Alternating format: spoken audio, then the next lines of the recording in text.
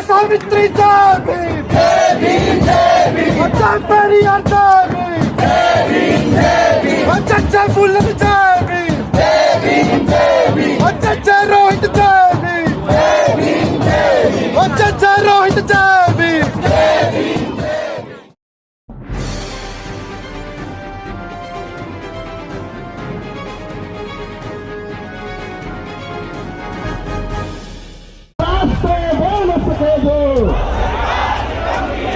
और जो सरकार निकम्मी है,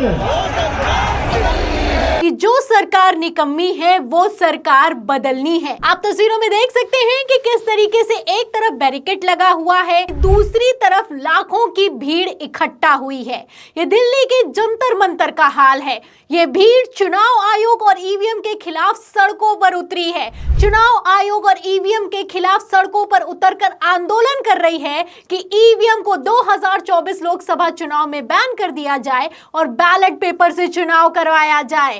इस भीड़ में सोशल एक्टिविस्ट, सुप्रीम कोर्ट के सीनियर वकील, आम पब्लिक, हर कोई शामिल है और नारेबाजी की जा रही है, जबरदस्त आंदोलन किया जा रहा है।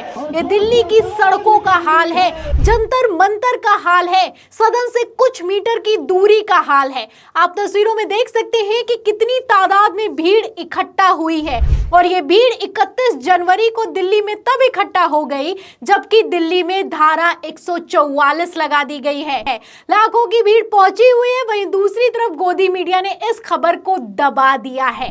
आप देख सकते हैं कि किस तरीके से इतने बड़े आंदोलन को दबाकर इस खबर को ही नदारद कर दिया गया है कि दिल्ली की सड़कों पर कितना भारी हुजूम लोकसभा चुनाव 2024 के ठीक पहले ईवीएम के खिलाफ सड़कों पर उतरा है। जो धारा 144 लगाई गई है ये एक अपराध है। वोट हमारा, राज तुम्हारा, नहीं चलेगा, नहीं चलेगा, नहीं चलेगा, ये काशीराम जी ने नारा लगाया था।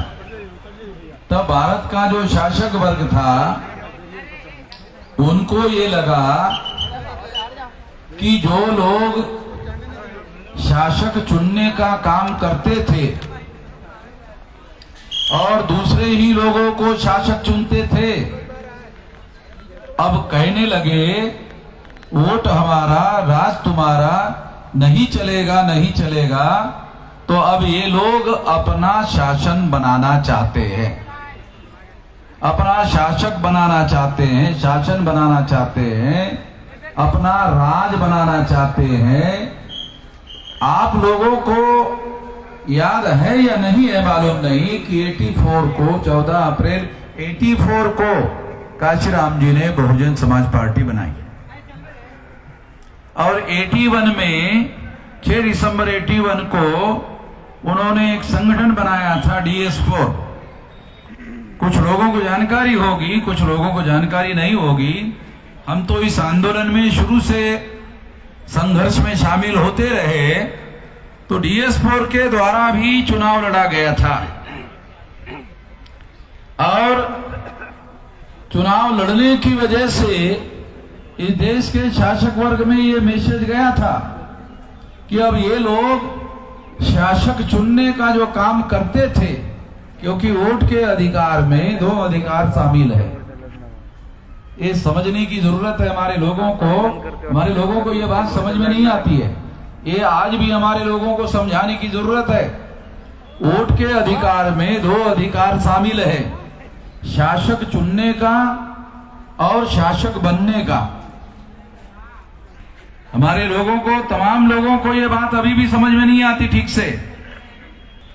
तो हमारे लोगों की औकात 84 तक, हमारे लोगों की जो औकात थी, मूल निवासी बहुजनों की औकात थी कि वो वोट के अधिकार का उपयोग शासक चुनने के लिए करते थे और ये मानते थे कि शासक बनना हमारा काम नहीं है। हमारे लोग ऐसा मानते थे कि शासक बनना हमारा काम नहीं है, इसलिए वो शासक चुनने का ही काम करते थे और दूसरों में से शासक चुनते थे।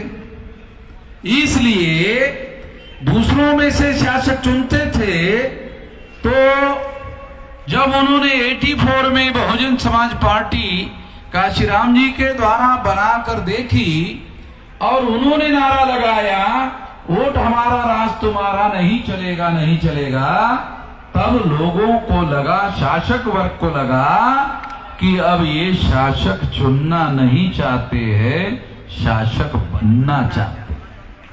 शासक चुनना नहीं, शासक बनना चाहते हैं।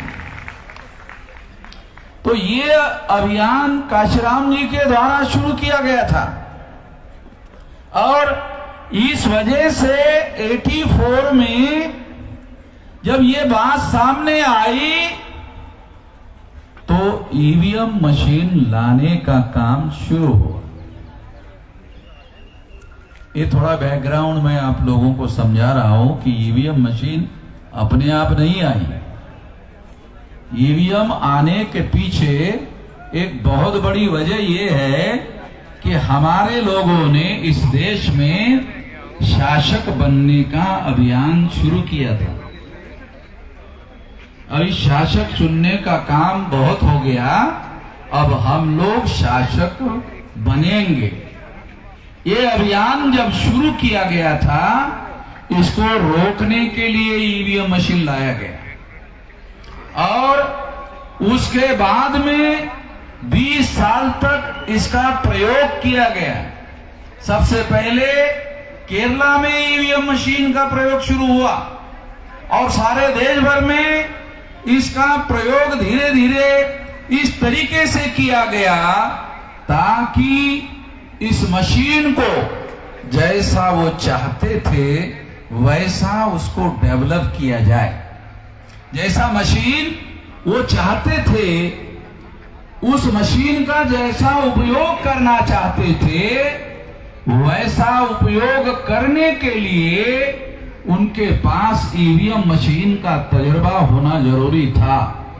इसलिए 84 से लेकर उन्होंने 2004 तक ये प्रयोग किया और 2004 को फिर सारे देश भर में ईवीएम लागू किया।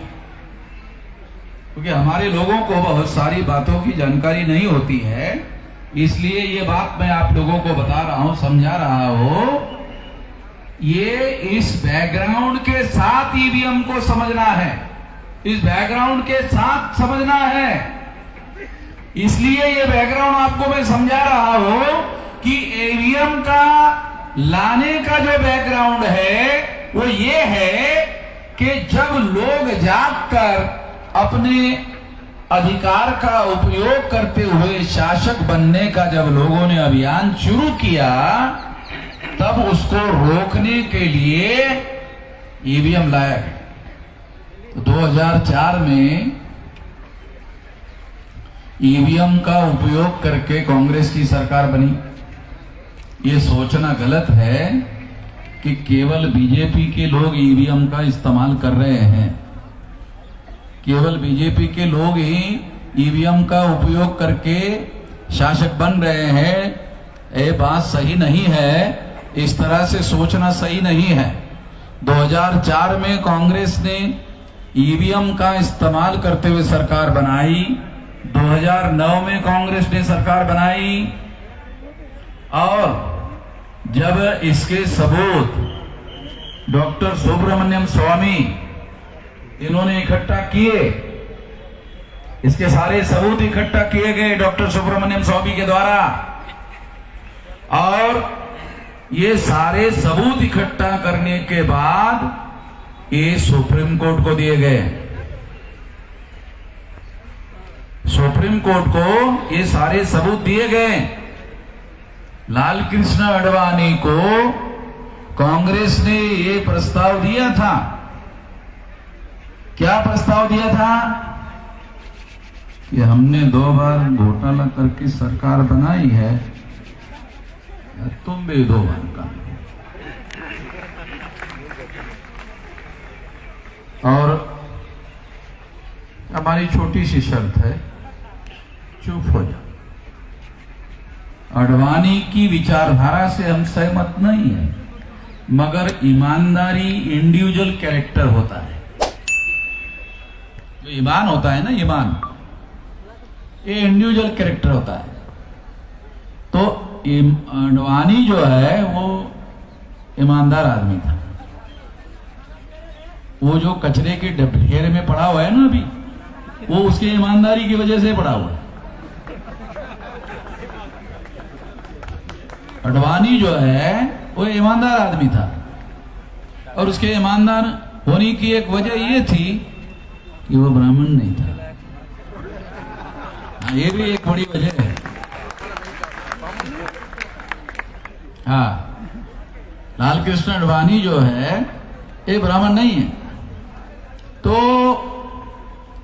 ये ईमानदार आदमी था, तो उसने इस बात को नहीं माना और ये मामला सुप्रीम कोर्ट लेके गए। अगर अडवाणी नहीं चाहते तो ये मामला सुप्रीम कोर्ट में नहीं जाता। सारे अपडेट्स के लिए सब्सक्राइब करें और बेल आइकन को क्लिक करें।